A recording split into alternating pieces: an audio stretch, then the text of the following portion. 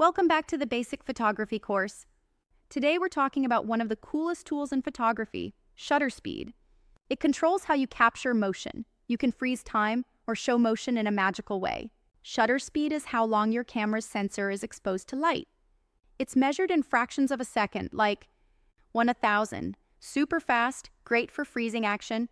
250, ideal for everyday shots. A 30 or slower lets in more light, used for motion blur or low light. To freeze a moving subject, use a fast shutter speed like 1000 or 1/2000. This is perfect for sports, wildlife, or anything that moves quickly. To show movement, use a slower shutter speed, like 110 or 1/2 This adds drama, like blurred water or moving traffic. The slower the shutter, the more light you get, but also more risk of blur from shaky hands. Use a tripod for long exposures, or switch to shutter priority mode, S or TV, to let the camera handle the rest. Here's your task. 1. Find a moving subject, like a car, pet, or even water. 2. Take one shot at 1/1000 to freeze it. 3. Take another at 120 or slower to create blur. Compare and see how shutter speed changes the story of your image. Shutter speed is your secret weapon to add energy and emotion to your shots.